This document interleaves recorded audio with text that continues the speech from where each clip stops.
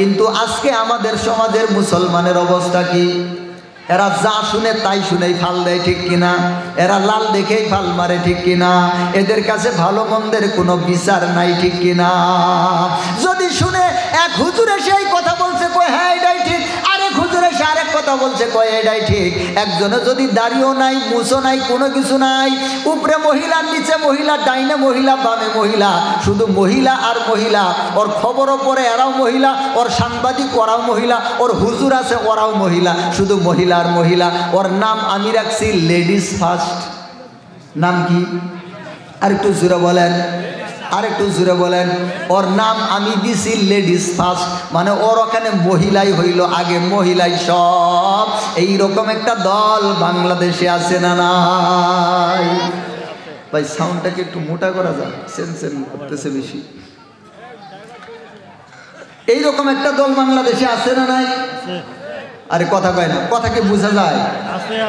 এইরকম একটা দল বাংলাদেশে আছে যেখানে মহিলা আর মহিলা, উপরেও মহিলা, নিচেও মহিলা, ডাইনেও মহিলা, বামেও মহিলা, সামনেও মহিলা, পিছেও মহিলা, শুধু মহিলা আর মহিলা। ওর খবরও করে মহিলা, পত্রিকাও বেছে মহিলা, ওয়াজও করে মহিলা, ওর সংবাদ উপস্থাপনও করে মহিলা। আছে না নাই? হ্যার চেহারা দেখে বোঝা মুশকিল এটা কি মুসলমানের বাচ্চা না ইহুদির বাচ্চা। আছে না নাই? এদের যে লিডার একটা আছে, লিডার, ওই লিডারকে দেখে বোঝার উপায় নাই এইটা কি মুসলমানের সন্তান নাকি ইহুদির সন্তান, নাকি খ্রিস্টানের সন্তান, নাকি হিন্দুর সন্তান। ওরা বুঝতে হইলে লুঙ্গি খুলে দেখতে হবে, ঠিক কিনা? আছে না নাই? আর কথা বলে না কেন? এইরকম একটা দল আছে না নাই? নতুন করে একটা দল গজাইছে আমাদের হাসিনা খালার সময়ে। এর আগে ছিল না ওই রকম, থাকলেও এর আগে ছিল একটা মরা, ওই মরা কাঠ মরে গেছে, অর্থের অবস্থা ছিল না। কিন্তু হাসিনা খালাও ক্ষমতায় এসে শয়তানেরও জোর বাড়ছে, ঠিক কিনা? আমগর হাসিনা খালা যদি ক্ষমতায় আসে তাহলে বাংলাদেশে ভণ্ডদের জন্য জমিটা উর্বর হয়ে যায়, উর্বর হয়ে যায়। এই দিল্লির দাসী যখনই ক্ষমতায় আসে, বাংলাদেশের যত ভণ্ড, যত নাফরমান, যত ইবলিশ, যত শয়তানেরা মাথা চারা দিয়ে ওঠে, ঠিক কিনা মুসলমান? কারণ এই ইবলিশের সাথে ইবলিশের সম্পর্ক চুরে চুরে খালাতো, ঠিক কিনা? যখনই দেখবেন এই হাসিনা খালা আইছে সরকারে, তখনই দেখবেন বাতিল সব মাথা চারা মারছে। অমুক খানে বাতিল, তমুক খানে বাতিল, অমুক খানে অমুক দল, তমুক খানে তমুক দল। কারণ এই দিল্লির দাসীর একটা চিন্তা ছিল, মুসলমানদের মধ্যে নতুন নতুন দল তৈরি করে, মুসলমানদের মধ্যে বিভেদ সৃষ্টি করে, মুসলমানকে ওদের বিভেদের মধ্যে ব্যস্ত রেখে ও আমাদের উপর শাসন করবে, আর দিল্লির সমস্ত বিষয়গুলা আর দিল্লির প্রেসক্রিপশন আমাদের উপর প্রয়োগ করবে, ঠিক কিনা? এখন যখন দিল্লির দাসী বাংলাদেশ থেকে দিল্লিতে গেছে, তখন এরা চেপা খাইছে, ঠিক কিনা? আরেকটু বুঝুরা বলে। তার মানে বোঝা যায় মাইলে কাফের সুয়ে কাফের মিশাওয়াদ, মাইলে কাফের সুয়ে কাফের মিশাওয়াদ, মাইলে মুমিন সুয়ে মুমিন মিশাওয়াদ, মাইলে মুমিন সুয়ে মুমিন মিশাওয়াদ। এই জন্য একজন ফার্সি কবি ডাক দিয়ে বলেন, দুনিয়ার মানুষ কাফেরের সাথে কাফেরের সম্পর্ক হয়, মুমিনের সাথে মুমিনের সম্পর্ক হয়, ঠিক কিনা? ও মুসলমান ভাইরা আমার, বলতেছিলাম ওই যে বাংলাদেশের মধ্যে লেডিস ফার্স্ট একটা আছে, ওর নাম হচ্ছে হুসাইন মোহাম্মদ সেলিম। আছে না নাই? কথা কয় না কেন? হুসাইন মোহাম্মদ সেলিম। ওর দলের নাম দিছে হিজবুত তাওহীদ। কি নাম? আর একটু জোরে বলেন, আর একটু জোরে বলেন। নাম কি? নাম কি? নাম হইছে হিজবুত তাওহীদ। ওরে বাবারে, নাম তাওহীদের কোনো খবর নাই, আল্লাহর কোরআনের কোনো খবর নাই, হাদিসের কোনো খবর নাই। হ্যাঁ বলে হাদিস নাকি মানা লাগবো না, আর হাদিস নাকি ওর মন মতো মানবো, যেটা কোরআনের সাথে মিলবো সেটা মানবো, কোরআনের সাথে মিলবো না সেই হাদিস মানবো না। এখন কোরআন তুই কেমনে মানবি? কোরআন কি তোর উপর নাজিল হয়েছে, তোর বাপের উপর নাজিল হয়েছে? এই বেয়াদব, কোরআনের সাথে হাদিস মিললে তুই হাদিস মানবি, কোরআনের সাথে না মিললে তুই মানবি না। তুই বুঝোস কদ্দুর? কথা কয় না? কোরআনের সাথে হাদিস মানলে হাদিস সহিহ, হাদিস যদি কোরআনের সাথে না মিলে তাহলে সহিহ না। তুই কোরআনের বুঝোসটা কি? কোরআনটা তো সহিহ করে পড়তেও পারস না, ঠিক কিনা?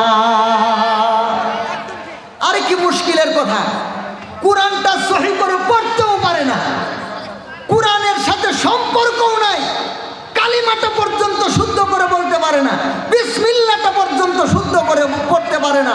ওর পিছনে ওর নিজেরই নামাজ হয় না, কারণ কেরাত সহিহ নাই। ওর পিছনে একদল বলদ গায়ে নামাজ পড়ে। হাই রে বলদের গোষ্ঠী!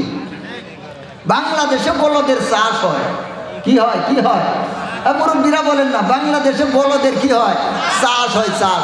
কি পরিমাণ নিকৃষ্ট, কি পরিমাণ নাপাক, কি পরিমাণ ইবলিশ, কি পরিমাণ শয়তান, কি পরিমাণ জাহেল, কি পরিমাণ ভণ্ড হইলে এইরকম একটা ছাগলের অনুসরণ একদল শিক্ষিত মানুষ করতে পারে? তোরা শিক্ষিত নামের কলঙ্ক, তোরা শিক্ষিত নামের জাহেল, ঠিক কিনা? আরে কি মুশকিল কারবার! এ উলামায়ে কেরামের বিপরীতে উল্টাপাল্টা নানান ধরনের কথা বলে, যারা 14 বছর, 15 বছর, 20 বছর, 60 বছর পর্যন্ত আল্লাহর কিতাবের নিয়ে গবেষণা করতেছেন, আল্লাহর কিতাবের সাথে যারা চলতেছেন, ওরা নাকি বুঝে না, আর হ্যাঁ নাকি বুঝে। অথচ না আছে সরফের জ্ঞান, না আছে নাহুর জ্ঞান, না আছে ইলমে ফিকা, না আছে ইলমে তাফসীর, না আছে ইলমে হাদিস, না আছে ইলমে উসুল। এ ভাই সাউন্ডটা ক্লিয়ার করা যায় না, তো চেনচানাইতেছে কেন? চেনচানাইতেছে, কথাই তো কম বোঝা যায়। সাউন্ডটা ক্লিয়ার করেন, বক্সের ইয়ে কমান, এই যে কি দেয় কমান, সাউন্ডটা যেন মোটা হয়, মোটা হয়, একটু কথা বোঝা যায়। চেনচানাইতেছে, এটা তো দরকার নেই। বুঝাইতে পারলাম? আরে আমার মাঝে মাঝে এমন লাগে যে এরা কেমনে মানুষ হয়, এরা মানুষ কেমনে? মানুষ হইলে তার ভিতরে তো মনুষ্যত্ব আছে। আর কথা কয় না। আচ্ছা, জেলে কারে কয়? জেলে আছে না, জেলে ঝালো, ঝালো কারে কয়? কারে কয়? যে স্বর্ণ দিয়ে অলংকার বানায় তারে কয়? কারে কয়? যে জাল দিয়ে মাছ মারে তারে বলে জেলে, ঠিক কিনা? কৃষক কারে কয়? যে লোহাক দিয়ে দাউকুম এ বানায় নাকি? যে ব্যক্তি কৃষি কাজ করে তারে কৃষক কয়। কামার কারে কয়? যে লোহা দিয়ে দাউবটি বানায় তারে কামার কয়। তো মানুষ কারে কয়? যার ভিতরে মনুষ্যত্ব আছে তারে মানুষ কয়। কথা কয় না? যার ভিতরে মনুষ্যত্ব আছে তারে কি কয়? মানুষ কয়। এখন এই মনুষ্যত্বের গুণ কাকে বলে? মনুষ্যত্বটা কি জিনিস? মনুষ্যত্ব হয় 4টা কাজে। কয়টা বিষয়? 4টা বিষয় যার ভিতরে পাওয়া যাবে, এই 4টা বিষয় পাওয়া গেলে তাকে মানুষ বলে। 1 নম্বর হচ্ছে এলেম, 2 নম্বর আমল, 3 নম্বর ইখলাস, 4 নম্বর তাকওয়া। কয়টা জিনিস বললাম? এলেম, আমল, ইখলাস, তাকওয়া। এই 4টা জিনিস যার মধ্যে আছে, এই 4টা জিনিসের সংমিশ্রণে যেটা হয় এটার নাম হচ্ছে মনুষ্যত্ব। আর মনুষ্যত্ব যার মধ্যে আছে তাকে বলে মানুষ। কথা কি বুঝলেন? কয়টা জিনিস হইলে মনুষ্যত্ব হয়? 4টা। কয়টা জিনিস হইলে মনুষ্যত্ব হয়? 4টা।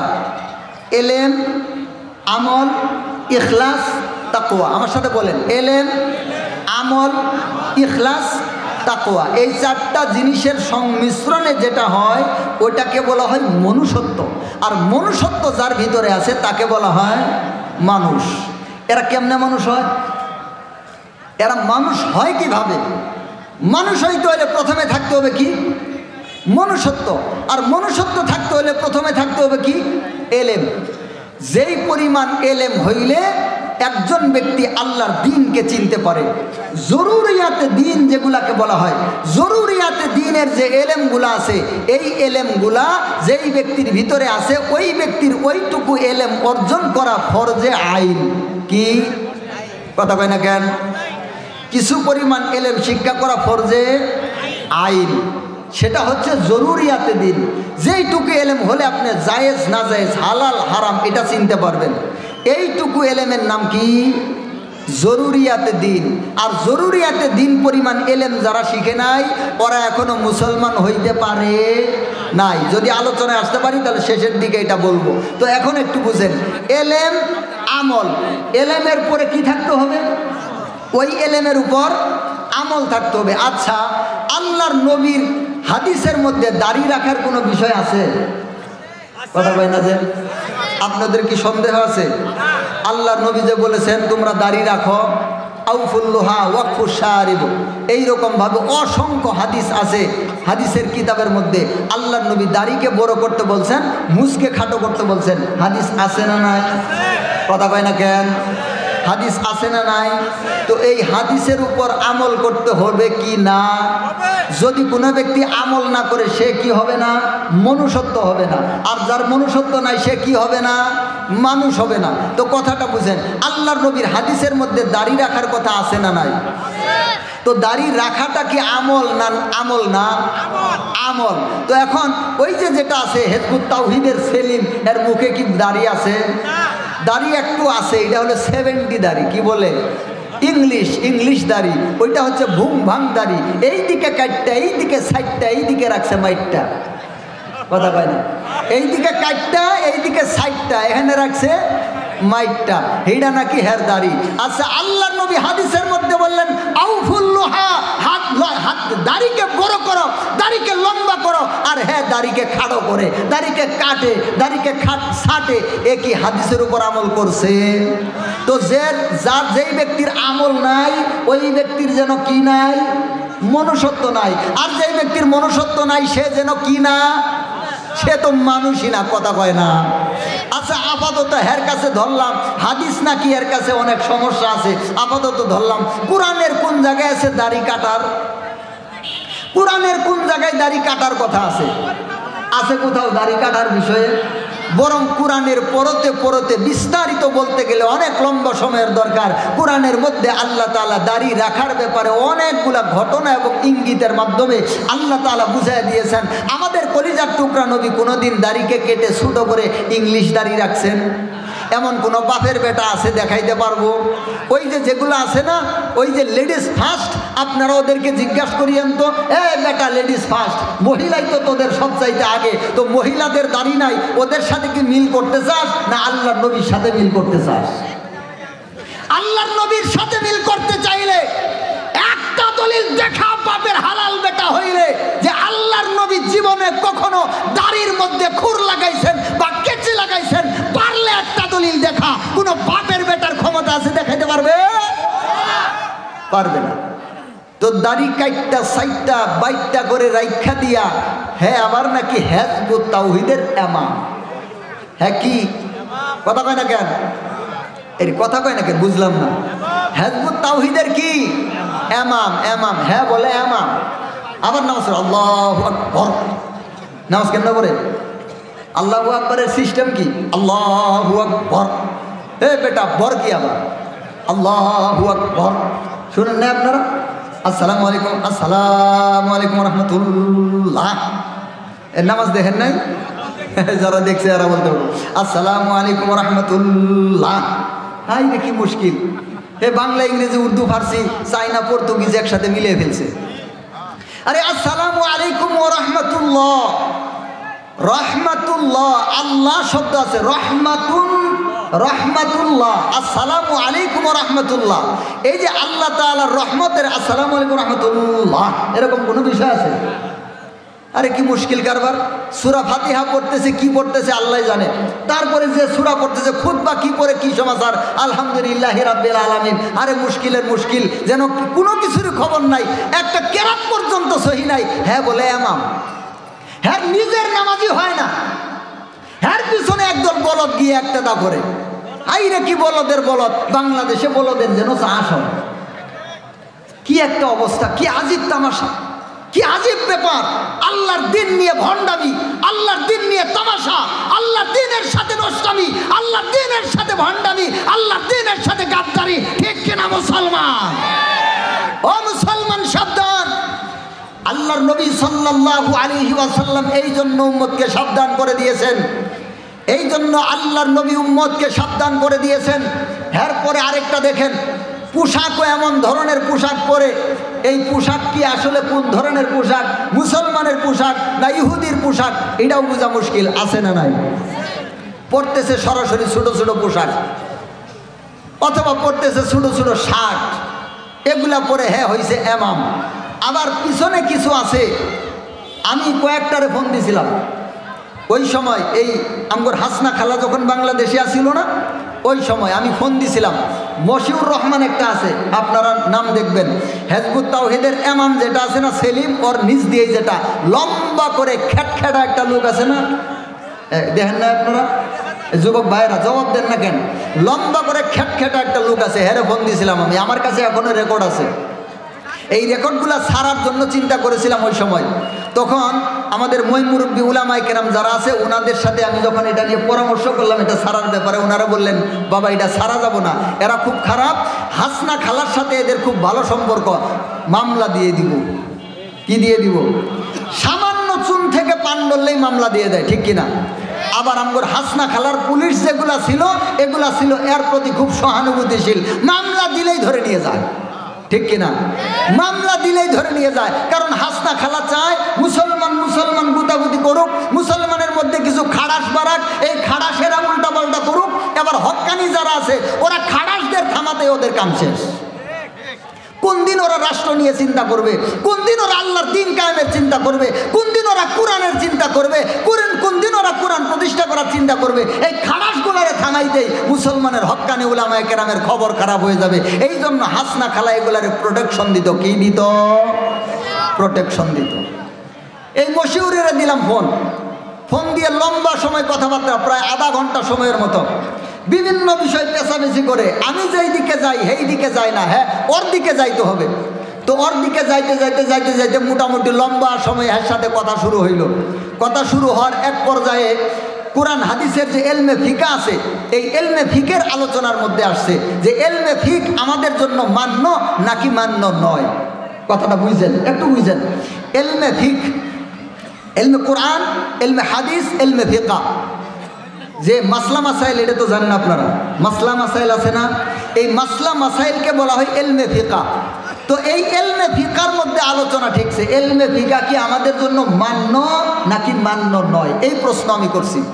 এবার হ্যাঁ করছে ফাড়া বাসের সিপাই, যদি কয় মান্য আমি বলি তাহলে দলিল কি, আবার যদি কয় মান্য নয় আমি বলি তাহলে দলিল কি। এখন তো হ্যাঁ একটা দলিলও জানা নাই, মান্য যে এর দলিল কি তাও জানা নাই, আবার মান্য যে এটা যদি বলে তাহলে এলমে ফিকার মধ্যে চার মাযহাবের এবং যতগুলা কিতাব দুনিয়াতে আছে কোন কিতাবে দাড়ি কাটার কথা আছে? এই মানুষগুলো কোন মানুষ? কথা হয় না কেন? আছে দুনিয়ার কোন ফিকের কিতাবে দাড়ি কাটার কথা, ইংলিশ দাড়ি রাখার কথা? তো যদি হ্যাঁ বলে যে এলমে ফিকা মানা লাগবো তাহলে ওর ঘাড়ের উপরেই পড়ে, ঠিক কিনা? আবার যদি কই মানা লাগবো না তাহলে তো আমি বলি দলিল কি।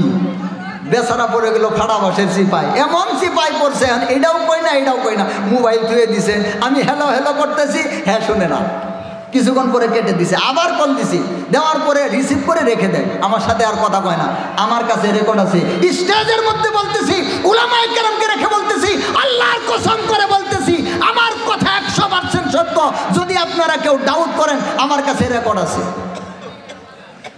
এরপরে এর যুগ সন্ধিক্ষণে আমরা নামে একটা পেজ আছে, এ যুবক ভাইরা জানেন, যুগ সন্ধিক্ষণে আমরা এই নামে একটা পেজ আছে। এই লোকটা বড় ধূর্ত, বড় চালাক। এ হেজবুত তাওহীদের যে ইমাম আছে এর চাইতেও বেশি জ্ঞানী হবে, এই মশহুর যেটা খেটখেটা আছে এর চাইতেও বেশি জ্ঞানী হবে। এর সাথে মোটামুটি প্রায় ঘন্টাখানেক কথা, রাত্রের 11:30 বাজে, এসার পর থেকে কথা বলতে বলতে কত বাজে? রাত্রের 11:30 বাজে, প্রায় ঘন্টা পার হয়ে যাইতেছে এর সাথে কথা বলতে বলতে। তো বেচারারে কোনো দিক দিয়ে আর মানে হ্যাঁ আমারে আটকাইতে পারতেছে না, আমি তারা আটকাইতে পারতেছি না, মানে হ্যাঁ বিভিন্ন লাইনে ঘুরতেছে। এর কথা শেষ না হইলে তো আর আমারে বলতে দেয় না, মানে ফোন তো আমি দিছি, ফোন তো হ্যাঁ দেয় নাই। ওর কথা হলো ফোন আপনি দিছেন না, বললাম হ্যাঁ আমার কথা শোনা লাগবো, আচ্ছা তোর কথাই শুনি। আমি ওর কথা শুনতেছি আর খুঁজতেছি কোন জায়গার মধ্যে প্যাঁচটা লাগাবো, বলতে বলতে হালাল হারামের মধ্যে গিয়ে ঠেকছে। কিসের মধ্যে? আর একটু জোরে বলেন। হালাল হারামের মধ্যে ঠেকছে। তো আমি হট করে জিজ্ঞাসা করছি, বাদুর খাওয়া হালাল না হারাম? কি খাওয়া?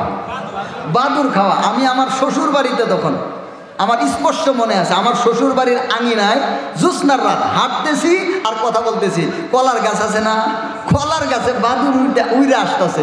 এইটা দেখে হঠাৎ করে মনে পড়ছে, কিরে এইটাই তো জিজ্ঞাসা করা যায়। তো আমি প্রশ্ন একটা করে ফেলছি, এত খুব ফটর করতেছি, করতেছে, দেখবেন কথা বলতে গেলে ফটফট ফটফট করে বলতেছে, যেন সেলো মেশিন, ঠিক কিনা? আবার অন্যান্য বিষয় বলতে বলবেন, এটা বলবো না, ওই যে কয়টা মুখস্থ করছে ওই কয়টায় ফটফট করে বলবো, ঠিক কিনা? তো বাদুর দেখে হঠাৎ মনে করছে, জিজ্ঞাসা করলাম, ভাই এর নামটা আমার জেহেনে আসতেছে না। যুগ সন্ধিক্ষণে আমরা, এখনো সার্চ করলে আপনারা এই পেজ পাবেন, যুগ সন্ধিক্ষণে আমরা, এই পেজ পরিচালনা করে। এইটা আবার খাড়ো করে একটা লোক, চান্দির মধ্যে চুল নাই, এর নাম হয়তো আপনারা বলতে পারবেন। মুখটা চ্যাপটা পাতিলের মতো দেখা যায়, চান্দির মধ্যে চুল নাই, এটা পুরা খেলার মাঠ, মরুভূমি আছে, আপনারা দেখবেন। এই পেজ পরিচালনা করে, এবং হেজবুত তাওহীদের যে এমাম আছে না, এমাম যেখানে বক্তব্য দেয় হেরা এটা উপস্থাপন করে, হচ্ছে এই লোক, নামটা আমার যেখানে আসতেছে না। তো যেমনে জিজ্ঞাসা করছি বাদুর খাওয়া হালাল না হারাম, পড়ছে জি ভাই। এখন যদি কয় হালাল তাহলে আমি কই দলিল কি, যদি কয় হারাম তাহলে আমি কই দলিল কি। এবার একটাও তো তার জানা নাই, বাদুর খাওয়া হালাল কই, থাকলে দলিল কি, বাদুর খাওয়া হারাম কই, থাকলে দলিল কি। আবার দলিল দিতে হবে, ইলমে ফিকাতে যাইতে হবে, কারণ কোরআন এবং হাদিসের মধ্যে সরাসরি পাওয়া মুশকিল না। এখন ইলমে ফিকার মধ্যে যাইতে হবে বা হাদিসের মধ্যে যাইতে হবে, এর তো আর এগুলা মুখস্থ নাই, এর তো মুখস্থ আছে ওই শয়তানে যে কয়টা মুখস্থ করাইছে, আর লেডিসের সাথে কথা বলার জন্য যে কয়টা জানা আছে। এখন বেসরা গেল আটকা, যখন বেসরা আটকিছে, এখন আর আমি বারবার বলতেছি, ভাই বলেন বাদুর খাওয়া হালাল না হারাম। বেচারার এমন অবস্থা হয়ে গেল, এখন ফোন কেটেও দিতে পারে না, জবাবও দিতে পারে না। শেষ পর্যন্ত প্রায় 5-7 মিনিট সে অন্যদিকে যায়। আমি বললাম, না আমি এখানে খুঁটি গাড়ছি তো গাড়ছি, আগে এটা জবাব দিবি তারপর অন্যদিকে যাবো। বেচারা নানান দিকে ঘুরায়, মানে এইখান থেকে আমরা ছুটাবো, আমার কথা আগে ধরছি ধরে এইটা আগে কর, তারপরে অন্যদিকে যাবো। হেন কি ধর্ম সেটা পরের কথা না। বেচারা আমার আর ছুটাইতে পারতেছে না। 4-5 মিনিট পরে ফোন দিছে গাইটা, আবার ফোন দিছি, আবার দিছে গাইটা, এই পর্যন্ত হের তবিল শেষ। আরেকটা ছিল মাওলানা আব্দুল্লাহ, আপনারা হয়তো জানবেন, কালো করে একটা লোক, আবার মাঝখানে ওই শরবত বেচার দোকান দিছিল। আমাদের মুফতি রেজওয়ান রফিকি সাহেব এর ব্যাপারে অনেক বিষয় ডিটেলস আপনাদেরকে দেখাইছে। শরবত বিক্রি করতো, শরবত মসজিদের ইমামতি করতো। এই হেজবুত তাওহীদের যে মসজিদটা, এই মসজিদে ইমামতি করতো, নাম হইল মাওলানা আব্দুল্লাহ। আবার লেখাপড়া করছে মাদ্রাসায় কিছুদিন। হেরা ফোন দিছি, যখন ফোন দিছি, তো আমার জাতি ভাই, অন্তত যেই হোক, গুমরা হোক আর ভণ্ড হোক, মাওলানা তো এলমি আলোচনা তো এর সাথে করা যায়। এর সাথে যাইতে যাইতে যাইতে যাইতে আতি আল্লাহ ওয়া আতি আর রাসূলা ওয়া উলিল আমরি মিনকুম, এই কথার মধ্যে এরে ধরছে। এখন উলুল আমরের মধ্যে হেজবুত তাওহীদের ইমাম পড়ে কিনা, সে কি উলুল আতি আল্লাহ, আল্লাহ তো নয়, আতি আর রাসূল, রাসূলও তো নয়, উলিল আমরি মিনকুম। এখন আমরা উলিল আমরকে অনুসরণ করব, উলুল আমরকে। এখন হেজবুত তাওহীদের ইমাম সেলিম, সে কি উলুল আমর কি না, এই বিষয়টা নিয়ে হের সাথে লাগলো। এবং যদি সে উলুল আমর হয়, আর সে ব্যক্তি তো গান বাজনাকে হালাল বলে, এই সেলিম কিন্তু গান বাজনাকে হালাল বলে, আপনারা জানেন কিনা? বলে গান বাজনা কোনো সমস্যা নাই, আল্লাহর নবী নাকি গান বাজনা শুনছেন, বলেন নাউজুবিল্লাহ। ওই যে দফ বাজানোর একটা কথা হাদিসের মধ্যে আছে, সে দফকে নিয়ে গেছে ঢুলের কাছে। এই কাহিনী আমাদের বাংলাদেশে একদল ভণ্ড আছে না, ভণ্ড আউয়া উয়া উয়া আছে না নাই? মুর্শিদের শরণ বিহনে এই জীবন মিশাইয়া, আল্লাহ নবীর গভীর তত্ত্ব, আল্লাহ নবীর গভীর তত্ত্ব মুর্শিদের কাছে, মুর্শিদের শরণ বিহনে এই জীবন মিশাইয়া, মুর্শিদের শরণ বিহনে ইবাদত মিশাইয়া, আছে না? এই যে যারা করে, এরাও কিন্তু গান বাজনাকে হালাল বলে, ঠিক কিনা? গান বাজনাকে ওরা কেমনে হালাল বলে জানেন? বাংলাদেশে একদল বাউল নামে ফাউল আছে, আছে না নাই? এই বাউল নামে ফাউল, এরা কিন্তু মুসলমান না। বাউল হইলে মুসলমান হইতে পারে না, কারণ বাউল ওরা একটা ধর্মের অনুসরণ করে, ওই ধর্মের নাম হচ্ছে মানবতার ধর্ম, মানব ধর্ম। ধর্মের নাম কি? আর একটু জোরে বলেন, আরে জেনে রাখেন ফায়দা হবে। বাউলেরা যে ধর্ম পালন করে, ওই ধর্মের নাম মানব ধর্ম। জাত গেল বলে একই আজব কারখানা, জাত গেল আছে না নাই? লালন ফকিরা ছিল না? এই লালন ফকিরের অনুসরণ করে এই বর্তমানের বাউলেরা।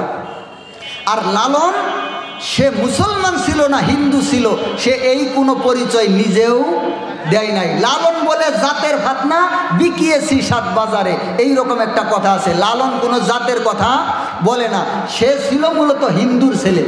লালন কি ছিল? কথা কয় না কেন? একটু জবাব দিবেন। লালন ছিল হিন্দুর ছেলে। ওই সময়ের যেই ব্যক্তি ওদের শাসক ছিল সে তীর্থযাত্রা করছিল।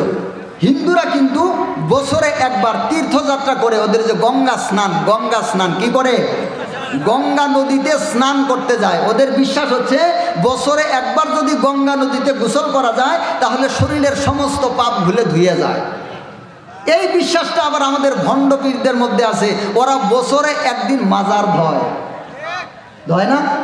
রেজবি দরবার আছে না, রেজবি একটা, এদের দেখবেন বছরে একদিন এরা এদের মাজার ধয়। ওই ধোয়া পানি দিয়ে নিজেরা গোসল করে, পানি নিজেরা খায়। ওরা মনে করে বছরে একবার যদি রেজবি বাবার পানি দিয়ে, রেজবি বাবার মাজারের পানি দিয়ে গোসল করা যায় আর এই পানি খাওয়া যায় তাহলে দেহের গুনাহ বলে থাকে না। কি থাকে না? এই দেহের গুনাহ আর থাকে না। এটা হচ্ছে এদের বিশ্বাস। তো এরকমভাবে ওই সময়ের যে শাসক ছিল সে তীর্থযাত্রায় যাবে। তীর্থযাত্রায় যাওয়ার সময় লালন ছিল তখন কিশোর বয়সের, পুরাপুরি একবারে যুবক হয় নাই, কিশোর বয়সে, যুবক হওয়ার আগে আগে এই বয়সের মধ্যে। তখন সে লালনকে সঙ্গে নিয়ে গেছিল। লালন ওই যে ব্যক্তি তাদের শাসক তার ঘোড়ার লাগামটা ধরে ধরে লালন হেঁটে যাবে, এই জন্য লালনকে সঙ্গে নিয়েছিল। তো লালন যখন যায়, হঠাৎ করে লালন রাস্তার মধ্যে আসার সময় ওখানে গিয়ে লালন একটু অসুস্থ হয়ে যায়। পানি বসন্ত আছে না, পানি বসন্ত, এই পানি বসন্ত লালনের শরীরের মধ্যে বের হয়। আসার সময় এই পানি বসন্ত এমন আকার ধারণ করে যে সে একবারে অচেতন হয়ে যায়, মরার মতো হয়ে যায়। তখন ওরা একটা ভিড়া বলেন না আপনারা, কলা গাছ দিয়ে যেটা বানায় বন্যার দিন, ওইটার নাম কি? ভিড়া। ওই ভিড়া একটা বানায়, ভেলা একটা বানায়া ওর উপরে লালনকে রেখে দিছিল যে এটা মরছেই, এখন কোনো ব্যক্তিরা পাইলে ওরে দিয়ে পুড়ে টুরে দিবনি, এই ভেবে তারা রেখে দিছিল। কিন্তু হ্যার জু এখনো গেছিল না, এখনো মরে নাই, হালকা আত্মা ছিল। তো যখন পানির মধ্যে ছিল, পানি বসন্ত কিন্তু ঠান্ডার কারণে ভালো হয়ে যায় অনেক সময়। এই জন্য যদি পানি বসন্ত বের হয় আমাদেরকে কলা খাওয়ায়, কলা, তারপরে আইসক্রিম খাওয়ায়, তারপরে ফ্রিজের ঠান্ডা পানি খাওয়ায়, পান্তা খাওয়ায়, ঠিক কিনা? এর কথা কয় না কেন? ঠান্ডা জিনিস খাওয়ায় এবং বেশি বেশি করে গোসল করায়, যাতে করে ঠান্ডা যত বেশি পাবে পানি বসন্ত ভালো হবে। এটা আমাদের স্বাস্থ্যরই একটা চিকিৎসা, ঠিক কিনা? এবং এই চিকিৎসাটা আসলে গুরুত্বপূর্ণ। তো যখন লালনকে ওরা ভেলার মধ্যে করে রেখে দিছে, হ্যাঁ, তো শরীরটা ছিল কিসের মধ্যে? পানির সাথে। এবং কলা গাছ কি ঠান্ডা না গরম?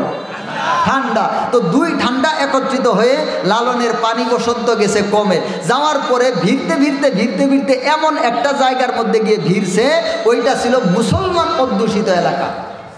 কি ছিল? মুসলমান অধ্যুষিত এলাকা। ওই এলাকায় যখন গিয়ে ভিড়ছে, মুসলমানদের একজন মহিলা, সে যখন পানি আনতে গেছে, গিয়ে দেখে একটা লাশ দেখা যায় কিন্তু নড়াচড়া করতেছে, একটা মানুষ ভেলার উপরে দেখা যায়। ওই মহিলা গিয়ে তার স্বামীকে খবর দিছে, স্বামী সহ 2 জনে গেছে, গিয়ে দেখে লোকটা তো বেঁচে আছে। তারপরে বাড়িতে আনছে, আনার পরে এর সেবা শুশ্রূষা করে ভালো করছে। ভালো যখন হয়ে গেছে তখন কিছুদিন এই দিকে থাকছে। ওইখানে থাকার সময় এই ব্যক্তি মোটামুটি লম্বা সময় এখানে ছিল, থাকার পরে তার তো এখন বাড়িতে যাবে। বাড়িতে যখন গেছে, হিন্দুদের একটা বিষয় আছে, ওদের বলে জাত যায়, সুদ যায়, আছে না নাই? মুসলমান যদি হিন্দুদের কোনো ছায়া পাড়ায় তাহলে নাকি ওরা সুদ হয়। মনে করেন একটা হিন্দু দাঁড়াইছে, এই পাশে ছায়া পড়ছে না, এই ছায়া যদি কোনো মুসলমান পাড়ায় তাহলে হ্যাঁ সুদ গেছে গা, হ্যাঁ বাড়িতে গিয়ে নতুন করে গোসল করবো। এটা হচ্ছে এদের বিশ্বাস। তো এখন লালন যখন চলে গেছে ওর মায়ের কাছে, আবার ওই যে যারা গেছিল ওরা তো গিয়ে খবর দিছে যে তোমার ছেলেরা তো মরে গেছে, আমরা তাকে এইভাবে রেখে আসছি, সে মারা গেছে। এখন মরা ছেলে যখন বাড়িতে গেছে, হিন্দুরা তো এমনি কুসংস্কারে বিশ্বাসী, নানান কুসংস্কার ওদের মধ্যে আছে। তো কুসংস্কারের কারণে আবার সে জানতে পারছে সে মুসলমানের ঘরের জল খাইছে। কি খাইছে? কথা কয় না কেন? মুসলমানের ঘরের জল খাইছে। তো এখন সে সুদ হয়ে গেছে। এই জন্য, তবে লালন কিন্তু বিয়ে করছিল। আবার লালন যখন বাড়িতে ছিল তখন বিয়ে করছিল। বিয়ে করে রেখে বউ আর মা, তার বাবা ছিল ছোটবেলায় মারা গেছে। বউ আর মাকে বাড়িতে রেখে তারপরে সে চলে গেছিল তীর্থযাত্রায়। এবার যখন ফিরে আসছে এর মা আর যাতে তুলে না। এবং যত পণ্ডিতের আছেন অখণ্ড মণ্ডলম একরং ব্যাপতম জগাতম চরচরেশ্বর সর্বভূতানাং ঋগ্দেশ অর্জুন তিষ্ঠতি রামায়ণ সর্বভূতানি যন্ত্রারুদানি মায়া তুমি বসরণ গচ্ছ সর্বভাবে নবরতম শান্তি। এই শান্তি আলারা আইসে, শান্তি আলারা আইসা অশান্তি দিছে ঘটাইয়া, বলে তোমার ছেলে তো মারা গেছে, এইটা আবার আসলো কে?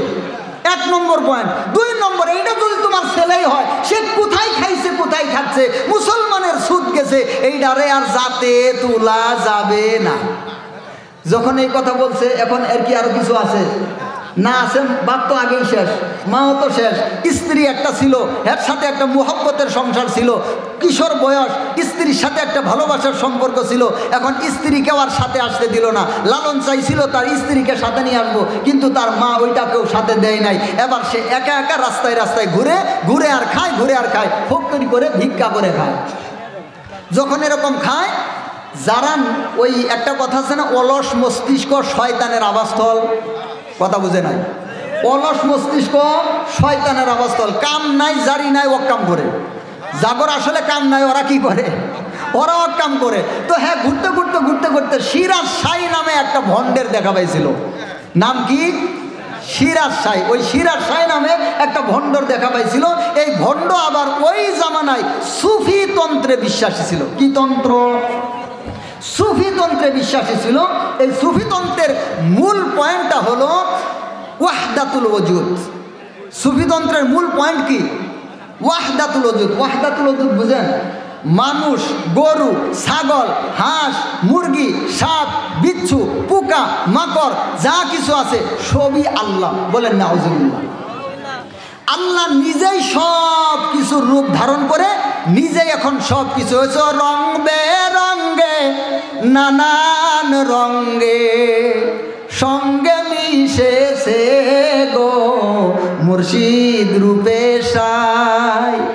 ওরে আসে ঘুমায় বাড়ি বাড়ি, আমার বাবাই করে চকিদারি রে, বিনা পয়সার চকিদারি আমার খাজা বাবাই করে রে মুর্শিদ রূপে সাই। এটা হচ্ছে ভণ্ডদের একটা বিশ্বাস। ভণ্ডরা যে খাজা বাবাকে সেজদা করে না, কথা কয় না কেন? ওরা আসলে কি মনে করে সেজদা করে? তুমি মুর্শিদ, তুমি মাওলা, তোমাকে রাসূল মানি। নাউজুবিল্লাহ কয় না? বাবা তোমার প্রেম দরিয়ায় ভাসাইলাম ইশকের তরি। আছে না নাই? যেই মুর্শিদ সেই তো রাসূল। নাউজুবিল্লাহ বলেন। ইহাতে নাই কোনো ভুল, খোদাও সে হয়। নাউজুবিল্লাহ।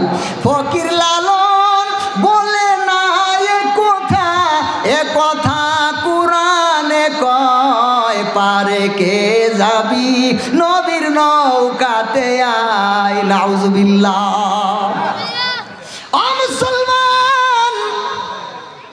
যাদের কাছে সত্য দিন নাই, সত্য এলেম নাই, আল্লাহর কোরআনের সাথে সম্পর্ক নাই, আল্লাহর নবীর হাদিসের সাথে সম্পর্ক নাই, ইসলামের এলমে আকীদার সাথে সম্পর্ক নাই, এই সমস্ত মানুষের কাছে আল্লাহর দ্বীনের কোনো পরিচয় নাই। ঠিক কিনা?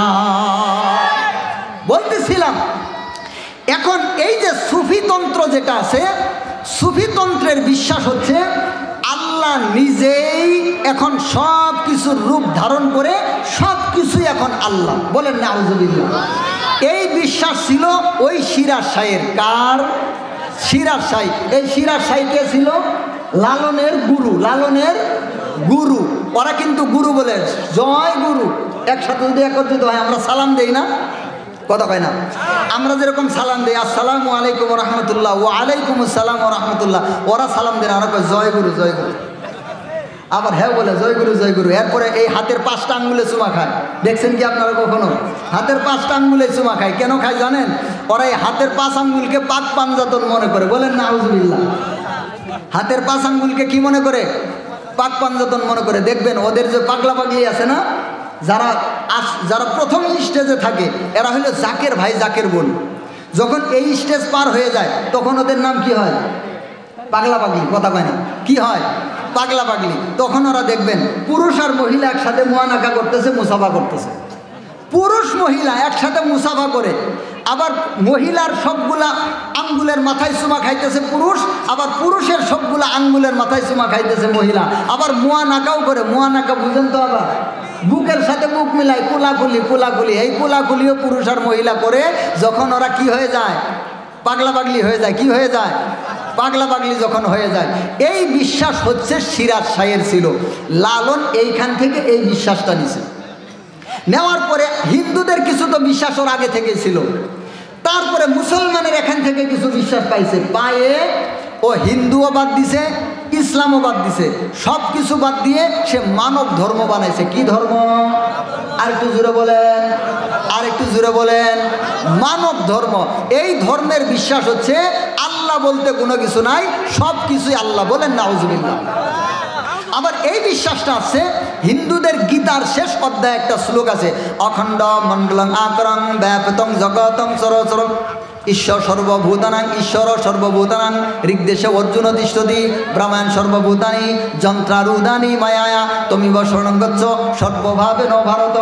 অর্থাৎ ঈশ্বর ও সর্বভূতানাং, ঈশ্বর এখন সব কিছু হয়ে ঈশ্বর নিজেই সব কিছুর সাথে মিলে আছেন। এই খাজা বাবারে যে গান গায় ও সে রং বেরঙ্গে নানান রঙে সঙ্গে মিশেছে গো মুর্শিদ রূপে সাই। এই ভণ্ডরাও যেরকম লালন ফকিরের মতো বিশ্বাস রাখে।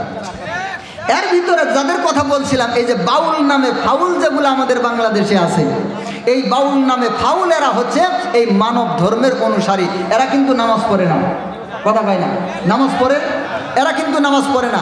বাংলাদেশের একদল ভণ্ড পীরের ভক্ত যারা, এরাও নামাজ, আর কিছুরা বলেন, এরাও নামাজ পড়ে না। এরা নামাজ পড়ে না, কিন্তু বাবা থাকি ও পাশে, বাবা থাকি ও পাশে, যেই দিন আমায় বান্দা নিবে আজরাইলে সেই বাবা আছে না?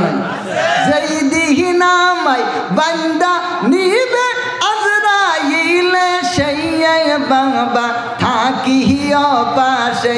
তার মানে হের বাপ সামনে থাকলে আজরাইল হেরে নিব না, আবার নিলেও কোনো কষ্ট দিব না। হের পরে আবার কি কয়?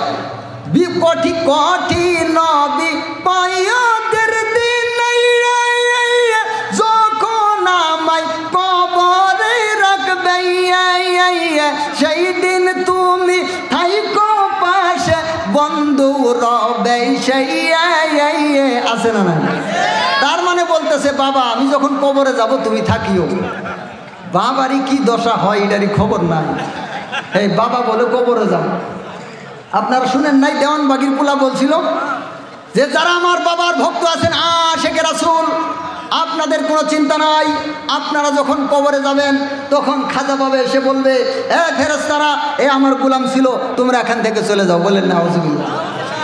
এই বিশ্বাসটা আপনাদের এই এলাকাতে একটা দরবার ভেঙে দেওয়া হইল না? দরবারের নামটা কি? এই মুর্শিদপুর দরবারের মধ্যে এক মৌলবী আছে, এই মৌলবী নিজে ওয়াজ করছে, আমার কাছে রেকর্ড আছে। সে বলতেছে ভক্তরা আপনাদের কোনো চিন্তা নাই, যখন আপনারা কবরে যাবেন, কবরে ও একটা ঘটনা শুনাইতেছে। বলতেছে একদিন বাবাজান কেবলা খুব চিন্তার মধ্যে বসে আছেন, খুব চিন্তা করতেছেন। তো তখন আমাদের মেজো ভাইজান সাহেব গিয়ে বাবাজানকে বললেন, বাবা আপনি কি ভাবতেছেন, কি চিন্তা করতেছেন? তখন হেদের দরবারের একজন প্রধান পাগল মারা গেছে, প্রধান খাদেম, দরবারের কি আছে খাদেম ছিল, হ্যাঁ খাদেম মারা গেছে। এই চিন্তায় বাবাজান কি করতেছে? চিন্তার মধ্যে পড়ে গেছে। এখন মেজো হুজুর গিয়ে যখন জিজ্ঞাসা করছে বাবা আপনি এত চিন্তা করেন কেন, তখন ওই পীর সাহেব বলতেছে যে বাবারে এখনো তো মুরিদ করাও নাই, মুরিদের কি জ্বালা, মুরিদের কি যন্ত্রণা তুমি বুঝবাটা কি?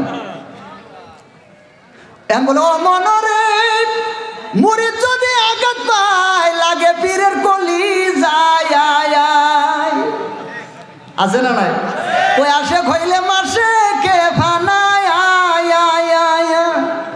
ওরে এসকে আসে ঘলে ফানা আল্লাহ সেটাই জাগা পায় না। বলেন নাউজুবিল্লাহ।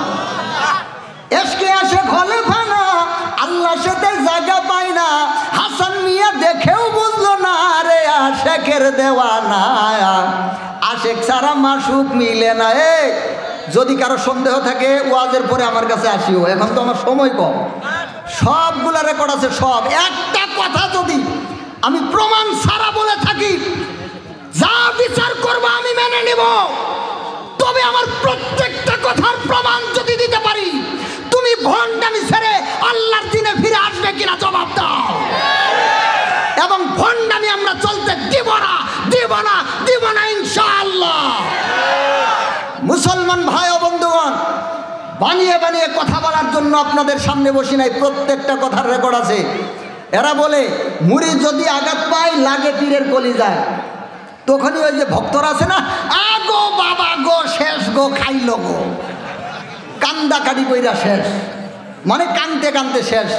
শোনেন, আমাদের কি বলবো, এটা তো মুশকিল ব্যাপার, কয়টা ছেড়ে কয়টা বলি। আমাদের সমাজের মধ্যে অধিকাংশ মানুষের সংখ্যা হচ্ছে জাহেল মানুষ। এরা মনে করে চোখ দিয়ে পানি আসলাম, তার মানে জাহান্নামের ওই পাশ থেকে জাহান্নামের চতুর্পাশ দিয়ে ঘুরে জাহান্নামের উচ্চ পর্যায়ে গিয়ে পড়লাম, এইটা বিশ্বাস।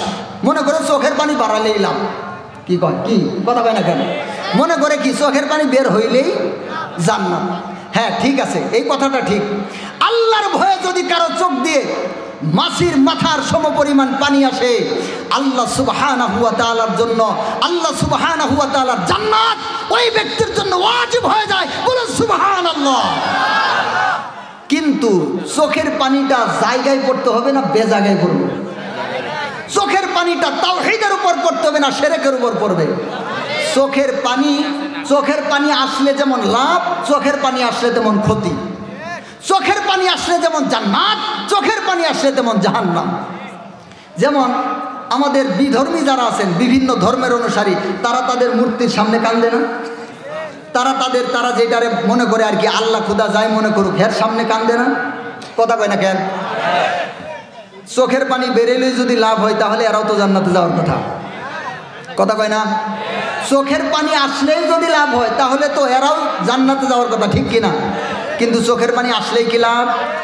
যদি চোখের পানি ইসলামের পক্ষে আসে, যদি চোখের পানি ইসলামের লাইনে আসে, যদি চোখের পানি, আর আমার দিকে, আরে অন্যরা একজন ধরেন না, ধরেন বসায় দেন, আর ধরে বসায় দেন সুন্দর করে, আর বাইরে হতে চাইলে একটু বের করে দেন। চোখের পানি আসলেই জান্নাত না। এক প্রকার চোখের পানি আসলে জাহান্নাম ওয়াজিব, আরেক প্রকার চোখের পানি আসলে জান্নাত ওয়াজিব। ওই যে যখন বিশ্বাস করতেছে যে আমার মুর্শিদি এখন আল্লাহ, মুর্শিদি এখন, এই কথা বলে যদি কেউ বাবা বাবা করে কান্দে, মরার পরের পীড়ন আছে না নাই? হালকা পীড়ন না শক্ত পীড়ন? শুধু শক্ত পীড়ন না মহাশক্ত পীড়ন? ওই পীড়ন খাইলে পরে বুঝবে যে তামাশা কারে বলে। দেখেন এতগুলা ভক্ত দরবারের মধ্যে একটা ভক্তরে দেখে বোঝার উপায় নাই যে এরা মুসলমান। এই যে আজকে মাহফিল হইতেছে, দেখেন তো অধিকাংশ মানুষের মাথায় টুপি না, দুই একজন মানুষের মাথায় একটু মোটা টুপি আছে, কারণ শীতের কারণে। কিন্তু ওদের ওখানে দেখেন তো, এই যে আমরা দেখলাম দরবার, এটার সংস্কার হওয়ার পরে একদল গেছে না লাঠি ভালা নিয়ে, নাড়ি নুটি নিয়ে, দেখেন তো অবস্থা কি দেখা যায়। একটারে দেখা যায় যে এটা মুসলমানের বাচ্চা, একটার মাথায় নাই টুপি, ঠিক মতো না আছে দাড়ি, দু একটার থাকলেও এইরকম 72 একটু দাড়ি, নামাজের তো খবরই নাই, বাবারে আল্লাহ মনে করে বসে আছে, আছে না নাই? ওরা বাবারে আল্লাহ মনে করে বসে আছে। এই ধরনের কাহিনীগুলা ঘটাইতেছে। ওই যে বলতেছে যে মেজো হুজুর যখন আবার আব্বার কাছে জিজ্ঞাসা করলেন, আব্বা আপনি এরকম পেরেশান কেন? বলতেছে বাবারে তোমরা তো মুরিদ করাও নাই, মুরিদের কি যন্ত্রণা তোমরা বুঝো না। এই কথা বলে টান দে, ও মনরে মুরিদ যদি আঘাত পায় লাগে পীরের কলি যায়। তখন এরা কয় আব্বা গো, কি কয়? তার মানে আব্বা শেষ, আব্বারে পাইলাম না, আব্বা গেছে গা। কথা কন, এগুলো করে আইছি তো আমার মনে আছে। আল্লাহ তাআলা মাফ করেন, আপনাদেরকে বোঝানোর জন্য বলতেছি। আমি নিজেও ওগুলা করেছি। হেরে না পাইলে আব্বারে দেখতাম হের স্যান্ডেলের মধ্যে সেজদা করতো। আমি ছোট বাচ্চা ছিলাম তখন, আমারে জোর করে ধরে আর স্যান্ডেলের মধ্যে সেজদা করে, বলে নাউজুবিল্লাহ। আল্লাহ আল্লাহ লা ইলাহা ইল্লাল্লাহু মুহাম্মাদুর রাসূলুল্লাহ। আপনাদেরকে বোঝানোর জন্য বলতেছি, এই রকম শিরক কুফরে ভরপুর প্রত্যেকটা বিষয় এই একদল মৌলবী এদের দরবারের মধ্যে থাকে। যেমন অনেক মানুষের বাড়িতে কুত্তা পালে না, এদের বাড়িতে একদল কুত্তা মৌলবী আছে। এই মৌলবীগুলা দুনিয়ার কথা কুকথা মুখস্থ, দুনিয়ার ভণ্ড কথা নাফরমানি কথা সব ঠুড়স্থ করে রাখছে। যদি ওদের জিজ্ঞাসা করেন কালিমাটা শুদ্ধ করে বলতে পারবো না। ওই যে আয়াত বলে না, ইয়া আইয়ুহাল্লাযীনা আমানু সাল্লু আলাইহি ওয়া সাল্লিমু তাসলিমা, ইয়া আইয়ুহাল্লাযীনা আমানু। আমাদের মক্তবের ছাত্ররাও বলবে কান সোজা করে একটা থাপ্পড় দুমবে না, ইয়ার মধ্যে 4 আলিফ টান আছে, ঠিক কিনা? কি বলতেছে? কয় ইয়া আইয়ুহাল্লাযীনা আমানু সাল্লু আলাইহি ওয়া সাল্লিমু তাসলিমা আল্লাহুম্মা, চলছে। আর এই যে সাধারণ একদল জাহেল মূর্খ, চরম পর্যায়ের নিকৃষ্ট মূর্খ, এরা গিয়ে মনে করতেছে হাই রে আব্বারে পাইলাম না। বাবা বাবা কইতে কইতে মাঝে মাঝে কয় আব্বা, আছে না? বাবা কইতে কইতে মাঝে মাঝে কি কয়? আব্বা। এই যে দরবারের মধ্যে একদল দালাল মৌলবী পালছে, একদল কুত্তা মৌলবী পালছে, এরা দুনিয়ার কথা কুকথা মুখস্থ। শুধু কাহিনী শোনাবো, না বুঝাবে কোরআন, না বুঝাবে হাদিস। আমি চ্যালেঞ্জ করে বলতে পারি, এদের দরবার যদি হয়ে থাকে আজকে 30 বছর বা 20 বছর, একটা দিন ওদের পীর সাহেব থেকে শুরু করে ওদের একটা মৌলবী যদি এই কথা বলে থাকে, ও ভক্তরা কোরআন শিখতে হবে, আল্লাহর কোরআন পড়া জানতে হবে, আল্লাহর কোরআনের সাথে সম্পর্ক রাখতে হবে, আল্লাহর কোরআনটা পড়া শিখতে হবে, একটা বাপের বেড়া আছে বলতে পারবো এই কথা বলছে? কোনদিন কি এই কথা বলছিল যে তোমরা কোরআন শিখো, নামাজ পড়ার জন্য 5 ওয়াক্ত নামাজ পড়ার জন্য অন্তত 4টা সূরা তোমরা শুদ্ধ করো, নাইলে তোমাদের জীবনে নামাজটা হবে না। আর নামাজ যদি না হয়, আউয়ালু মা ইউহাসাবু বিহিল আবদু ইয়াউমাল কিয়ামাতিস সালাহ, কিয়ামতের দিন সর্বপ্রথম নামাজের হিসাব হবে। আজ পর্যন্ত এই ওয়াজটা আছে? আল্লাহ সুবহানাহু ওয়া তাআলা মুসলমানকে দুনিয়ায় পাঠাইছেন। আল্লাহ তাআলা কোরআনের মধ্যে বলে দিয়েছেন, হুয়াল্লাযী আরসালা রাসূলাহু বিল হুদা ওয়া দীনিল হাক্কি লিইয়ুযহিরাহু আলাদ দীনি কুল্লি ওয়ালাউ কারিহাল মুশরিকুন। আল্লাহ তাআলা বলে দিয়েছেন, ও দুনিয়ার মানুষ শোনো, ওই আল্লাহ যিনি আমি তোমাদের সামনে আমি আল্লাহ আমার কোরআনকে পাঠাইছি, হেদায়েতকে পাঠিয়ে দিয়েছি এই জন্য যে দুনিয়ার সমস্ত তন্ত্র মন্ত্র ধর্মের উপরে আমার দিন আমার কোরআন থাকবে। এই ধরনের কথা এদের কাছে কখনো আছে? দেখেন আপনারা, দীর্ঘ 15 বছর আমগর দিল্লির দাসী বাংলাদেশে ছিল কি ছিল না? দীর্ঘ 15 বছরে ইসলামের গুড়াকে ধ্বংস করার জন্য যা করার দরকার করে গেছে। বাংলাদেশের প্রত্যেকটা সেক্টরে নাস্তিকদেরকে বসায় গেছে। বাংলাদেশের শিক্ষা ব্যবস্থাকে ধ্বংস করার জন্য আমাদের পুরাতন শিক্ষা ব্যবস্থা বাতিল করে দিয়ে মোদির প্রেসক্রিপশনে আমাদের বাংলাদেশে নাস্তিকতাবাদের শিক্ষা চালু করেছিল। ঠিক কিনা মুসলমান? আমরা আমাদের সন্তানদেরকে মোবাইল থেকে দূরে রাখার চেষ্টা করেছি, যাতে করে আমাদের সন্তানেরা নষ্ট না হয়, আমাদের সন্তানেরা চরিত্রহীন না হয়। কিন্তু ও এমন এক শিক্ষা ব্যবস্থা চালু করলো, মোবাইল ছাড়া বলে এখন হয় না। কি জানি অ্যাসাইনমেন্ট, কি মেন্ট, কথা কয় না কেন? ও মুরব্বীরা তো নামই জানে না। এখন মুরব্বীদেরকে ছেলেরা গিয়ে বলে আব্বা, বলে কি বাবা, একটা মোবাইল কিনে দেওয়া লাগবে। কেন? মোবাইল কিনে দেওয়া। একটু সামনে আসেন সবাই। লা ইলাহা ইল্লাল্লাহ, সবাই সামনে আসেন। লা ইলাহা ইল্লাল্লাহ, সামনে আসেন। লা ইলাহা ইল্লাল্লাহ, লা ইলাহা ইল্লাল্লাহ। আসমানের মালিক যেই আল্লাহ, বলেন আসমানের মালিক যেই আল্লাহ, জমিনের মালিক সেই আল্লাহ। আসমানের মালিক যেই আল্লাহ, জমিনের মালিক সেই আল্লাহ। হায়াতের মালিক যেই আল্লাহ, মৌতের মালিক সেই আল্লাহ। লা ইলাহা ইল্লাল্লাহ। সামনে আসেন ভাই। আগে আও জায়গা আছে না? এই লোকগুলা কথাই শুনে না, বুঝলাম না। লা ইলাহা, এই যে ভাই পেছনে জায়গা আছে। ইল্লাল্লাহ, লা ইলাহা ইল্লাল্লাহ, লা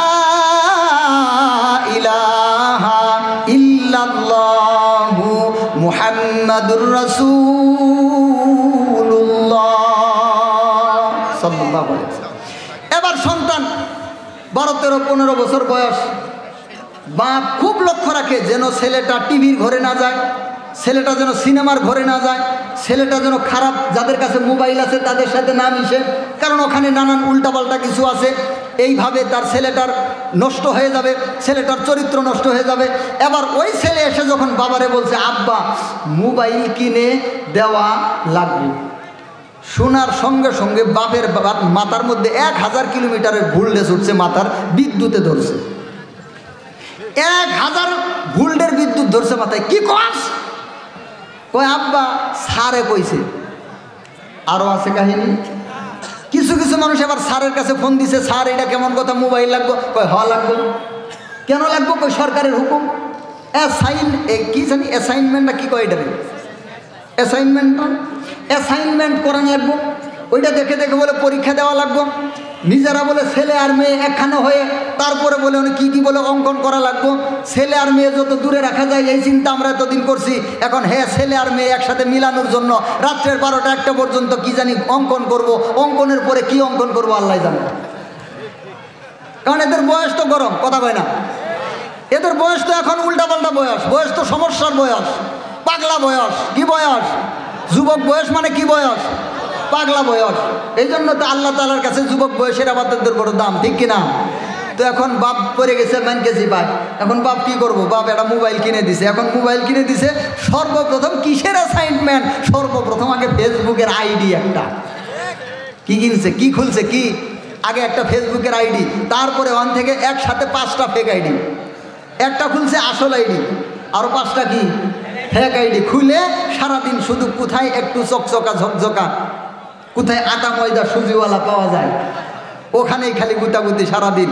24 ঘন্টার মধ্যে 16 ঘন্টায় পড়ে থাকে ফেসবুকের মেসেঞ্জারের কোনায়, কথা কয় না। 24 ঘন্টার মধ্যে 16 ঘন্টায় পড়ে থাকে কোথায়? ফেসবুকের মেসেঞ্জারের কোনায়। কিসের লেখা, কিসের পড়া, কিসের কি, কিসের অ্যাসাইনমেন্ট। ওই যে আবার সুবিধা আছে, নিজে বানায় লেখা লাগবো না, নিজে পড়া লাগবো না, ওখানে সার্চ দিলে সবাই সে করবো। সার্চ দিলে কি আচ্ছা, যেটা যদি 5 মিনিটের মধ্যে সার্চ দিয়ে পাওয়া যায়, 2 ঘন্টা 3 ঘন্টা 1 দিন 2 দিন 7 দিন ওইটা পড়ার দরকার আছে, কথা কয় না। ওইটা পড়ার দরকার আছে। ওইটা না পড়ে সারাদিন পর্যন্ত গুতাগুতি। মনে করেন বাপ কইছে কি রে তোর মোবাইল কিনে দিলাম, বেটা পড়বি তো, পড়তে বসছিস না কেন? এবার ছেলেটা মোবাইলটা পাশে রাইখা পড়ার জন্য বসছে। যেমনি বসছে মেসেজের মধ্যে টুং করে উঠছে। কি করছে? মেসেঞ্জারের মধ্যে টুং করে উঠছে। এখন টুংটা করলো কেটা, দেখা লাগবো না? নয়তো আবার সেই দিকে যদি বেজার হয়, এই জন্য আবার টুঙ্গের মধ্যে গিয়ে দেখো ওরে সর্বনাশ, এমন একজনে টুং করছে, এটার উত্তর না দিলে তাহলে সর্বনাশ। এখন যখন উত্তর দিতে গেছে, তো উত্তর দিতে গিয়ে উত্তর দক্ষিণ পূর্ব পশ্চিম কত কিছু তো আছে, তারপরে শুরু হয়ে গেছে কিসের লেখা, কিসের পড়া। এই হাসিনা, এই মোদির প্রেসক্রিপশনে আমাদের বাংলাদেশটাকে, আমাদের যুব সমাজকে, আমাদের ভবিষ্যৎকে ধ্বংস করার জন্য এই নীল নকশা এঁকেছিল, ঠিক কিনা মুসলমান? বাংলাদেশের প্রত্যেকজন হক্কানি উলামায়ে কেরামকে, প্রত্যেকজন হক্কানি উলামায়ে কেরামকে ধ্বংস করার জন্য এই যে আমার মতো একটা মানুষ, আমার নামে এখনো 2টা মামলা চলতেছে, এখনো মামলা শেষ হয় নাই। গত মাসেও হাজিরা দিলাম, গত মাসে হাজিরা ফেলাইছে 2 বার, মাসের শুরুতে একবার, শেষে একবার। আমি কই সারা জীবন হাজিরা দিলাম, মাসে একবার, এবার ফেলাইছে 2 বার। কই করার কিছু নাই, করার কিছু নাই, এখন কি করব? তাও মামলার হাজিরা দিতে যাইতে হয় ময়মনসিংহ। 3 বছর ধরে মামলা খাটতেছি। কয় বছর? 3 বছর ধরে মামলা খাটতেছি। আমার প্রায় 3 থেকে 4 লক্ষ টাকার ক্ষতি হয়ে গেছে। একদিকে আমার আরও তো অন্যান্য পেরেশানি আছেই, একটা মাদ্রাসা নিয়ে আসি, এই সব কিছু বাদ দিয়ে যাওয়া লাগে হাজিরা দেওয়ার জন্য 2টা মামলা। প্রত্যেকজন উলামায়ে কেরামকে ধ্বংস করার জন্য, হক্কানি আলেম উলামাকে ধ্বংস করার জন্য, মাদ্রাসা এবং দ্বীনের শিক্ষাগুলোকে ধ্বংস করার জন্য সে এমন পায়তারা করেছিল। কামাল আতাতুর্ক যেমন এই তুরস্ককে যেরকম ধ্বংস করার জন্য চেষ্টা করেছিল, আমাদের এই নষ্ট, আমাদের এই দিল্লির দাসী, আমাদের বাংলাদেশটাকে দিল্লির করতলগত করার জন্য, দিল্লির অংশ বানানোর জন্য এই সমস্ত চেষ্টা করেছিল, ঠিক কিনা? আজকে আমরা দেখলাম আমাদের মামুনুল হক সাহেব হুজুর হাসপাতালে ভর্তি, আপনারা দেখেছেন কিনা? আল্লামা মামুনুল হক সাহেব হাসপাতালে ভর্তি। আমরা জানতে পারলাম হুজুরের কিডনির সমস্যা। ও মুসলমান, ও মুসলমান, তোমরা তো মানুষ চিনো না, তোমরা তো মানুষ চিনো না। হক্কানি আলেমুল আমার কাছে না গিয়ে কি জানি শয়তান ইবলিশ ভণ্ড ওদের পিছনে মানুষ যায়, যারা আল্লাহর দ্বীনের জন্য তাদের জীবনকে উৎসর্গ করে দিয়েছে তাদের কাছে না গিয়ে ওই নষ্ট ভ্রষ্ট ইবলিশ শয়তানদের কাছে মানুষ যায়। এরা কত বড় নিকৃষ্ট, এদের কোনো নিকৃষ্টের কোনো সীমানা খুঁজে পাওয়া যাবে না, ঠিক কিনা? আমরা দেখতে পেলাম হুজুরের কিডনির সমস্যা। ও মুসলমান, আপনাদের মনে আছে কিনা আল্লামা জুনায়েদ বাবুনগরীর কথা, যাকে একটানা 21 দিন পর্যন্ত রিমান্ড দেওয়া হয়েছিল, যাকে একটানা 21 দিন পর্যন্ত রিমান্ড দেওয়া হয়েছিল। ভারতীয় উপমহাদেশের শ্রেষ্ঠ মুহাদ্দিস, বাংলাদেশের উলামায়ে কেরামের মাথার তাজ, উস্তাদুল উলামা, তার ব্যাপারে লোকব বলতে গেলে লোকব বলে অন্তরের তামান্নাকে শেষ করা যাবে না। আল্লাহর দ্বীনের মুজাহিদ, 1450 বছর পর সাহাবায়ে কেরামের তামান্না যার বুকের মধ্যে ছিল, তিনি ছিলেন আল্লামা জুনায়েদ বাবুনগরী রহমতুল্লাহি আলাইহি। হুজুরকে একটানা 21 দিন পর্যন্ত রিমান্ড দিয়ে হুজুর বের হওয়ার পর বলেছিলেন, আমাকে কি যেন বড়ি খাওয়াইতো, আমাকে কি যেন ইনজেকশন দিত, আর আমি আমার কিডনির মধ্যে বুঝতে পারতাম আমার কিডনির মধ্যে সমস্যা হইতেছে। বলেন নাউজুবিল্লাহ। ওরা প্রত্যেকজন উলামায়ে কেরামকে জেলখানার মধ্যে হত্যা করার ষড়যন্ত্র করেছিল। আমাদের মাথার যতগুলা তাজ আছে, প্রত্যেকটা বড় বড় উলামায়ে কেরামকে প্রত্যেক এলাকায় যারাই একটু মাথা উঁচু করা ছিল, যারাই একটু হকের সৈনিক ছিল, তাদের নামে মামলা হামলা দিয়ে গ্রেফতার করে তাদেরকে জেলে নিয়েছিল, ঠিক কিনা? আল্লামা জুনায়েদ বাবুনগরী হুজুরকে বিভিন্ন ধরনের ঔষধ খাওয়ায়ে বিভিন্ন ধরনের ট্যাবলেট খাওয়ায়ে বিভিন্ন ধরনের ইনজেকশন দিয়ে আল্লামা জুনায়েদ বাবুনগরী হুজুরের কিডনি দুইটাকে নষ্ট করে দিয়েছিল, তার সমস্ত শরীরটাকে অকেজু করার জন্য চেষ্টা করেছিল। আপনারা হয়তো জানেন আল্লামা জুনায়েদ বাবুনগরী হুজুরের একজন খাদেম যে ছিল, আমাদের এক ভাই, তার আজকে জীবনটা বড় কঠিন অবস্থা, তিনি এখনও চিকিৎসা করতেছেন, মাথার চুলগুলা সব উঠে গেছে, তার জিন্দেগিটা একদম ধ্বংস করে দিছে এই দিল্লির দাসী হাসিনা। বলেন নাউজুবিল্লাহ। আজকে আল্লামা মামুনুল হক সাহেব যখন যে হাসপাতালে এবং ওখানে দেখলাম হুজুরের কিডনির সমস্যা, তখন ওই কথাটা মনে পড়ে গেল যে হুজুরকেও সম্ভবত এই দিল্লির দাসী ধ্বংস করে দেওয়ার জন্য, হুজুরকেও এইভাবে আল্লামা জুনায়েদ বাবুনগরীর মতো হুজুরকেও নষ্ট করার জন্য হুজুরকেও এইরকম পায়তারা সম্ভবত হুজুরের সাথেও করেছে। কিন্তু আল্লাহর রহমত, আল্লাহর নিয়ামত, 5 আগস্টে আমরা একটা স্বাধীনতা পেলাম। এই স্বাধীনতার মাধ্যমে আল্লাহর এই সিংহগুলা জমিনে আবার ফিরে আসলেন। কিন্তু তাদের গায়ে যে আঘাত করা হয়েছে, পাগুলা উপরের দিকে দিয়ে, মাথা নিচের দিকে দিয়ে পিটানো হয়েছে, তাদের এই আঙ্গুলের নখগুলাকে, ওই নখগুলাকে তারা প্লাস দিয়ে টেনে টেনে তুলে দিয়েছে। বলেন নাউজুবিল্লাহ। এবং তাদের এই নখের ভিতর দিয়ে সুই ঢুকিয়ে দিয়ে বিদ্যুৎ চালনা করে দিয়েছে। এইভাবে তাদের শরীরের মধ্যে বিদ্যুতের শক দিয়ে প্রত্যেকটা উলামায়ে কেরামকে তারা চাইছিল এরা জেলখানা থেকে শেষ সময় বের হবে, কিন্তু এরা চলতে পারবে না। এই রকম একটা পায়তারা এই দিল্লির দাসী করেছিল। যদি এই দিল্লির দাসী থাকতে পারত, এদের কথা ছিল, এক সময় বলেছিল 2021, এরপর বলল 2041, পছন্দ হইল না 21, এরপরে বলছিল 2061, ঠিক কিনা? আগে বলছিল ডিজিটাল বলে টাল হয়ে গেল, এখন আর ভাল লাগে না, তখন বলা শুরু করলো স্মার্ট। আমাদের কাউয়াকাদের স্মার্ট বলতে গিয়ে স্টেজ ভেঙে পড়ে গেল, ঠিক কিনা? কাউয়াকাদের স্মার্ট শব্দ মুখ দিয়ে উচ্চারণ হয় না, বলে স্মার্ট বাংলাদেশ, ওই শেষ, ঠিক কিনা? ও মুসলমান, সতর্ক হও, সাবধান হও, সময় সামনে আসতেছে। আল্লাহর দ্বীনের মুজাহিদ আল্লামা মামুনুল হক সহ আমাদের ইসলামকে, আমাদের দ্বীনকে যারা প্রতিষ্ঠিত করতে চায়, আমরা তাদের প্রত্যেকের সাথে আছি, আমরা উলামায়ে কেরামের সাথে আছি, আমরা কোরআনের শাসনের পক্ষে আছি, ঠিক কিনা মুসলমান? আমরা এখন আর কোনো ফ্যাসিস্টকে দেখতে চাই না, আমরা আর কোনো ইংলিশকে দেখতে চাই না। আমরা এখন আমাদের বাংলাদেশের এই প্রত্যেকটা ইঞ্চি মাটির উপরে আল্লাহর কোরআনের বিষয় দেখতে চাই, আল্লাহর দ্বীনের পতাকাকে দেখতে চাই, আল্লাহর দ্বীনের স্লোগানকে দেখতে চাই, আল্লাহু আকবরের ধ্বনি শুনতে চাই। কে কে রাজি আছো মুসলমান? আল্লাহর কাছে হাত উঠিয়ে দেখাও। নারায়ে তাকবীর, নারায়ে তাকবীর। কোরআন হাদিসের আলো, কোরআন সুন্নাহর আলো, আলেম উলামা যেখানে, কোরআন হাদিস যেখানে, ভণ্ডামি আছে যেখানে, গাঞ্জাখুর যেখানে, ল্যাংটা বাবা যেখানে,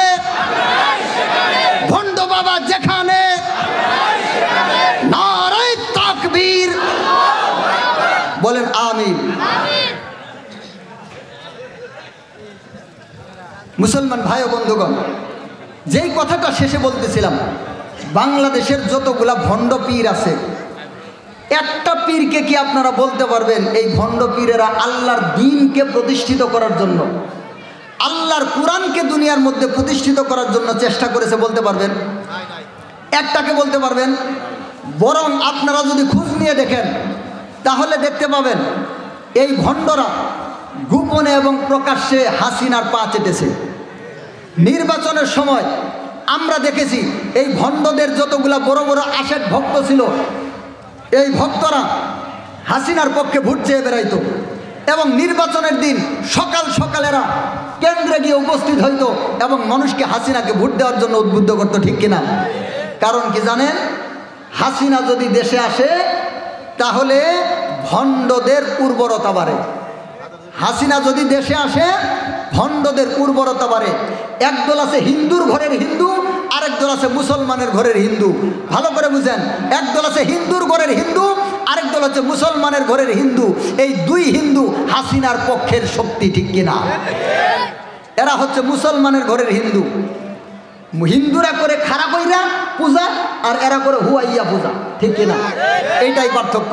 পূজা ওই একটাই, ওদেরও যে পূজা এদেরও সেই পূজা। ওরাও যেরকম করে এরা ওই রকম খাজা বাবার চতুর্পাশ দিয়ে দাওয়াত করে, খাজা বাবা অমুক করে তমুক করে, আসে না নাই?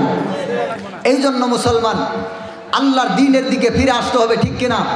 আল্লাহর দ্বীনের দিকে ফিরে আসতে হবে, অবশ্যই চিন্তা করতে হবে। আমি যে হাদিসটা শুরু করছিলাম, এখন তো হাদিসটা আমি হয়তো শেষ করতে পারবো কিনা জানি না। যেই কথাটা বলতেছিলাম, ওই যে মৌলানা আবদুল্লাহ, মনে আছে নাকি? মৌলানা আবদুল্লাহরে শেষ পর্যন্ত এসে আমি যখন উলুল আমরের মধ্যে আসছি তখন এই বেচারার জবাব নাই। এখন উলুল আমরের মধ্যে এই সেলিম পড়ছে কি পড়ে নাই? যদি বলে পড়ছে তাহলে এর মতো লোক উলুল আমরের মধ্যে কেমনে পড়লো, আর যদি না পড়ে থাকে তাহলে কেমনে পড়লো না? এবং গান বাজনা ঢুল বাজনা জায়েজ না না জায়েজ? যেমনি এই কথা জিজ্ঞাসা করছে, হ্যাঁ তো অন্তত হইলেও মাদ্রাসায় কিছু পড়ছে, সরাসরি বলতে পারতেছে না যে ঢুল বাজনা জায়েজ। সে বলতেছেন মানে আমতা আমতা করতেছে। আমি বললাম দেখেন, আমতা আমতা করে লাভ নাই। আপনার যে গুরু, আপনার যে প্রভু, হ্যাঁ তো বলেই দিছে, আপনি যাকে মানেন গুরু হিসেবে সে তো বলেই দিছে গান বাজনা করতে সমস্যা নাই, তো আপনি আবার আমতা আমতা করলে কি? এখন বেচারা যখন চিপায় পড়ে গেছে কল দিছে কেটে। এইরকম 4-5টার সাথে আমি কথা বলেছি, একটাও সঠিকভাবে সুন্দর করে শেষ পর্যন্ত জবাব দিতে পারে নাই। মুসলমান ভাই এবং বন্ধুগণ, এবার একটা জিনিস দেখেন, এরা যদি আসলেই সত্যবাদী হইতো, এরা যদি আসলেই সত্যবাদী হইতো তাহলে হাসিনা যাওয়ার পরেও এরা কি আগের মতো উজ্জীবিত থাকতো না? কথা কয় না কেন? হাসিনা যাওয়ার পরে এরা দমছে না? আরে কথা কয় না, একটু বুঝেন। হাসিনা যাওয়ার পরে দমছে না? আচ্ছা, হাসিনার সময় দমা ছিল কারা? যারা হক্কানি। আর উঠানো ছিল কারা? যারা ভণ্ড। হাসিনা যাওয়ার পরে উঠছে কারা? যারা হক্কানি। ডাকছে কারা? আরে কি মুশকিল! জাগছে কারা? যারা হক্কানি। আর দমছে কারা? যারা ভণ্ড।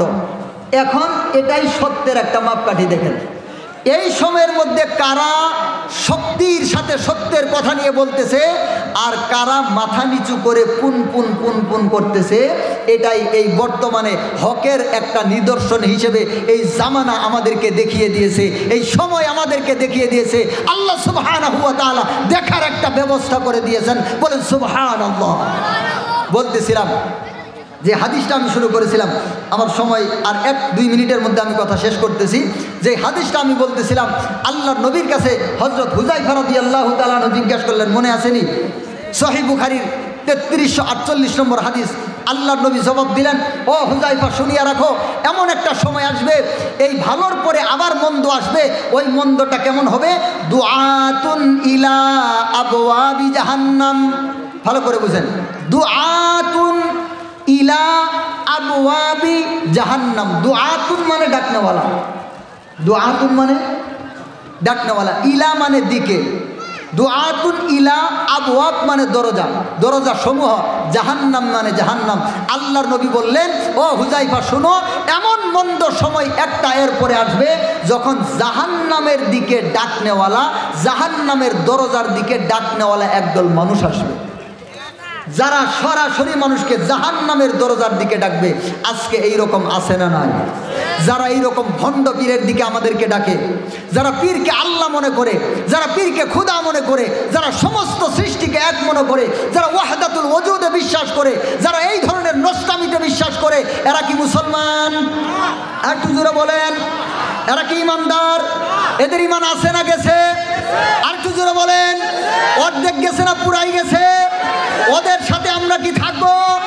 ওদের সাথে আমরা থাকবো না। এই জন্য কোনো নতুন কথা শুনেই আগেই ফাল দিবেন না। হক্কানি উলামায়ে কেরাম আছে না নাই? উলামায়ে দেওবন্দ, উলামায়ে কওমি আছে না নাই? উলামায়ে কেরাম যেই কথা বলে সেটা তাবলীগের বিষয় হোক, যে কোনো বিষয় হোক, উলামায়ে কেরাম যেখানে আমরা আছি সেখানে। মুসলমান ভাইয়েরা আমার, দুই একটা গুরুত্বপূর্ণ কথা আরও ছিল, কিন্তু ওইদিকে আর যাওয়ার মতো সুযোগ নাই। তো যাই হোক, আল্লাহ তাআলা আমাদেরকে কবুল করেন। সর্বশেষ কথা এটাই, উলামায়ে কেরামের সাথে আমরা, উলামায়ে কেরামের সাথে আমরা আছি। আল্লাহ তাআলা আমাদের সকলকে তৌফিক দান করেন। বলেন আমিন। আমার জন্য দোয়া করবেন, আমি আপনাদের জন্য দোয়া করি, আল্লাহ কবুল করেন। বলেন আমিন।